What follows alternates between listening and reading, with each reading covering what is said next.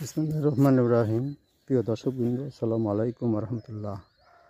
আজ লাউ গাছ সম্পর্কে আপনাদের দু একটা গুরুত্বপূর্ণ তথ্য দেব।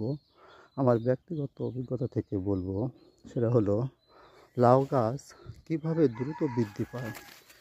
দেখেন কত লম্বা লাউ গাছ হয়েছে, কী টেকনিক অবলম্বন করলে দ্রুত বৃদ্ধি পায় সে সম্পর্কে টিপস। একই সময়ে লাউ গাছ রোপণ করেছি এবং মালচিং পেপার ব্যবহার করেছি। মাত্র একটা, দুটা, তিনটা, চারটা, পাঁচটা পাতা হয়েছে। একটা, দুটা, তিনটা, চারটা, পাঁচটা পাতা হয়েছে, অথচ এখানে কত বড় হয়েছে একই সময়ে কিন্তু লাগানো। একটা, দুটা, তিনটা, চারটা, পাঁচটা, ছয়টা, সাতটা, আটটা, নয়টা, 10টা, 11, 12টা পাতা হয়েছে।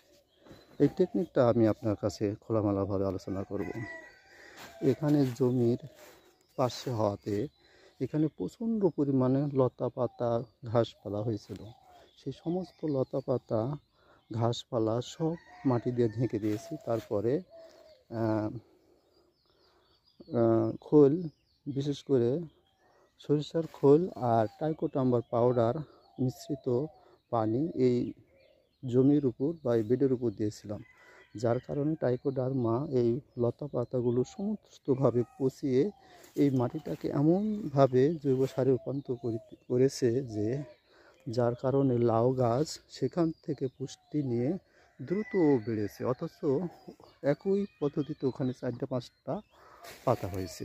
এটা একটা নতুন টেকনিক আপনাদের জানালাম, যে জৈব সার পরিবর্তে আমরা লতা পাতা জমি থেকে উঠায় ফেলা না দিয়ে ওটা সমস্ত জমির উপর যদি জমিতে মাটিতে ঝেঁকে দেওয়া হয়, তাহলে ওটা লতা পাতা পচে জৈব সারে পরিণত হবে, আর সেই জৈব সার প্রচণ্ড শক্তি দিবে গাছে।